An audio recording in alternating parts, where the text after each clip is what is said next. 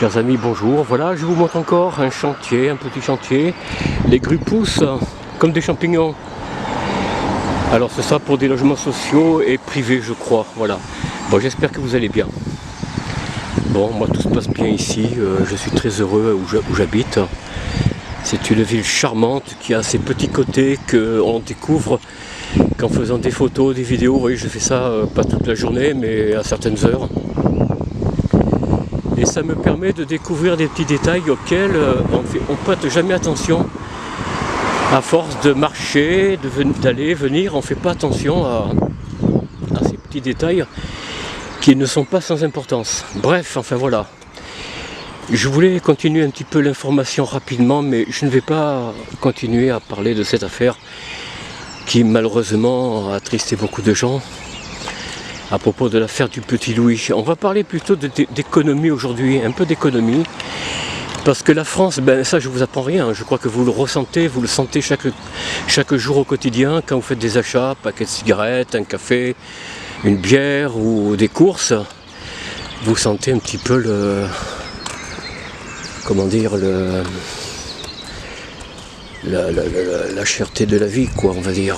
Merci Monsieur Bruno Le Maire, merci à vous d'avoir camouflé aux Français, à beaucoup de gens, la réalité du déficit budgétaire français. Merci de l'avoir caché. Parce que les Français, le jour qu'ils s'en apercevront, bien, je crois que, ben, je sais pas si vraiment il y aura quelque chose à faire, mais est-ce que les Français veulent le faire? Je ne sais pas. Hier, j'ai eu l'occasion, après ma vidéo, la veille, donc, j'ai interrogé des gens, une dame qui devait avoir à peu près mon âge, hein, en gros, peut-être un peu plus jeune, je ne sais pas, en tout cas proche de mon âge. Elle me disait oui, c'est vrai, tout va mal en France, mais ça, j'entends ça de partout. Et quand je demande des détails, il n'y en a aucun qui me donne des détails, vous voyez. L'économie, la guerre en Ukraine, je ne sais pas, l'engagement futur de l'armée, la vente d'armement, le prêt d'argent, enfin le don d'argent plutôt, parce que c'est de l'argent qui ne reviendra jamais, bien sûr. Le don d'argent de notre bien-aimé président, sans le consentement du peuple d'ailleurs. Hein. Je rappelle que dans des cas pareils, la Constitution prévoit qu'on doit consulter le peuple, d'abord les assemblées, puis ensuite éventuellement un référendum. Mais vous avez vu un référendum, vous, annoncé, chers amis? Non, il n'y a rien. Il passe par-dessus le peuple, il ne compte que sur sa réélection. Enfin, normalement, 2 fois 5 ans devrait sonner la fin de sa présence à l'Elysée, mais bon, il ira sûrement ailleurs, à Bruxelles ou je ne sais pas où, hein, il sera de toute façon casé. Bon, il a pas grand-chose à craindre. Hein. C'est malheureux parce que bon, je vous parle des gens que je connais, que je côtoie, que je croise, je les interroge, et je m'aperçois que non, tout le monde sent bien qu'il se passe quelque chose. Mais personne n'arrive à donner des détails sur les agissements du gouvernement, du président, de ce que font, de ce que l'on fait de notre argent, de votre argent, puisque vous payez des impôts, c'est pour finalement aller aider l'Ukraine, vous voyez. Au lieu de construire des routes, des voies ferrées, des immeubles d'habitation, des maisons, eh bien on donne de l'argent à qui mieux, quoi. Vous me direz, bon, oui, c'est pas nouveau. Oui, c'est vrai, c'est pas nouveau. Mais enfin, les anciens présidents, au moins, ils passaient par les chambres. L'Assemblée nationale, Sénat, et puis de nouveau l'Assemblée nationale. Mais notre cher président, lui, non. Lui, non, il a cessé cette coutume, cette obligation qui est la sienne. Parce que ça, c'est une obligation. Le président ne fait pas ce qu'il veut. N'est-ce pas? Je rappelle que le pouvoir, c'est le peuple, par le peuple et pour le peuple. C'est le peuple qui est souverain, c'est pas le président. Le président, il est notre représentant en France et à l'étranger. Mais il n'est pas, comment dire, la véritable souveraineté, c'est nous le peuple. Mais voyez-vous, les gens ne sont complètement bon, je dirais pas bêtis ni rien, mais bon, vous voyez, on les divertit par des manifestations, je sais pas moi, faites des charrues, faites des vieilles voitures, que sais-je moi.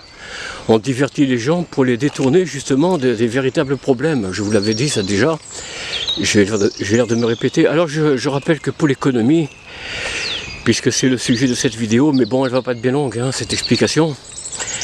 Malheureusement, mon appareil photo, j'ai appris par le créateur de la marque, finalement, qu'il est bridé même avec la puce SD maximum, ce sera que 29 minutes et 50 secondes, voilà, pas plus.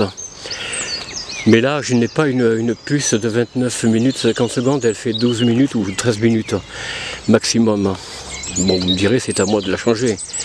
Bon, peut-être. Mais en tout cas, au point de vue économique, bon, on a plus de 100 milliards de dettes supplémentaires déjà à nos 200 et 300 milliards connus, sans parler des intérêts. J'ai bien dit, sans parler des intérêts de la dette, tant elle est colossale.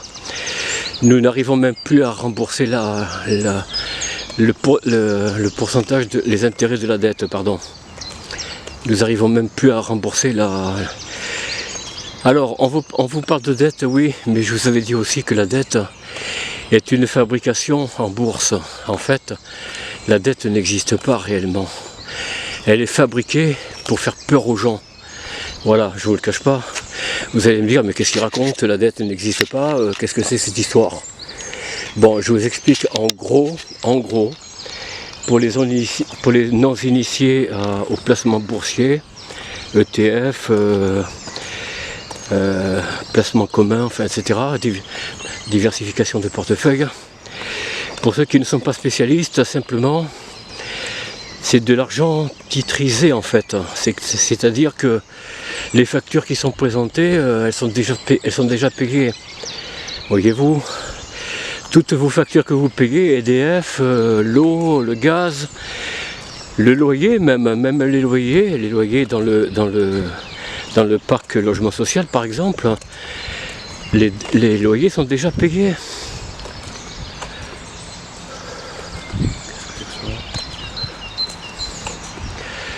Vous voyez, regardez, on interdit les gens d'aller se réfugier sous les arbustes. Bon, pourquoi faire, j'en sais rien, hein. Mais bon, écoutez, voilà, ils vont finir par circonvenir tous ces arbres-là. Ils vont mettre des haies, voilà, regardez, vous voyez, nous avons une bonne mère, on a un beau maire, nous, féminin, mais on a un beau maire. Elle aussi participe, elle est de la fausse droite, hein, je ne dirais pas quel mouvement, mais elle est de la fausse droite. Et donc, faisant croire à de la liberté. Il n'y a plus de liberté en France, voyez-vous. Quand je vous dis que l'on parque de plus en plus, bon, les animaux, demain ce sera nous les animaux. Hein? Là, on circonscrit quelques plants d'arbustes, soi-disant pour les tailler, pour pas risquer des accidents. Mais tout ça, c'est faux et archi faux. C'est que de la poudre aux yeux. Bon, bref. Voilà, pour l'économie, voilà, vous avez une fabrication de dettes qui en fait n'existe pas, puisque la bourse, elle rembourse par intérêt les placements, hein, cet argent qui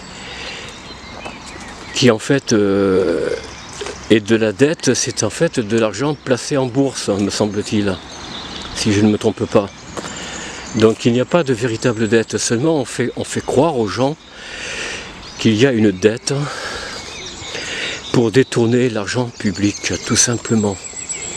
Quand les Français comprendront que ces détournements d'argent que l'on donne à gauche, à droite, sans consentement du peuple ou de ses représentants, enfin, prétendument représentants, Assemblée et Sénat, eh bien vous comprendrez que le peuple, on lui a retiré sa souveraineté. Bon, c'est pas d'aujourd'hui, vous allez me dire, bien sûr que c'est pas d'aujourd'hui. Mais plus ça va, plus les choses s'enveniment. Comme la grenouille, vous voyez, la grenouille, on la fait baigner dans de l'eau tiède, bon, elle se sent bien, elle bouge pas. L'eau chauffe un petit peu, pareil. Une fois qu'elle est bouillante, c'est fini, elle est prise au piège, elle est fatiguée, elle ne peut plus se débattre et elle se laisse voilà, achever, tout simplement. Et bien voilà ce que les peuples deviennent. Il n'y a pas de tyran, non, il n'y a que des esclaves. S'il n'y a pas d'esclaves, si le peuple se soulève, il n'y a plus de tyran. Où vous trouvez un tyran quand il y a un peuple qui se soulève? Regardez en Afrique, quand un président ne leur plaît pas, eh bien il le renverse, il arrête, il le met en prison, parfois il l'exécute, hein, même assez souvent, il l'exécute ou il le met en prison, parce que les Africains ont encore cette fibre, cette compréhension que c'est eux le peuple, c'est eux le peuple souverain. Ils le comprennent, les Français, les Occidentaux en général, ne le comprennent plus. Que ce soit français, européen, allemand, italien, encore que l'Italie, l'Allemagne bouge encore un peu, mais la France, elle ne bouge plus. Il y a eu quelques petites manifestations comme des pétards mouillés, mais voilà, vous voyez, c'est rentré dans l'ordre. Ouais, j'ai encore entendu hier, bien sûr, oui, on va recommencer, on va faire ci, je vais faire ça. Vous ne ferez rien du tout, chers syndicats, vous ne ferez rien, parce que vous êtes subventionnés par le gouvernement, par l'État. Voilà l'économie où elle en est, chers amis. Je ne voulais pas rentrer dans des détails parce que je n'ai pas le carnet sous les yeux. En me promenant, je ne peux pas à la fois l'amener parce qu'il pleut, hein. Enfin, le temps est à la pluie. Voilà, chers amis, je vous souhaite une bonne journée, beaucoup de courage et à très bientôt. Au revoir.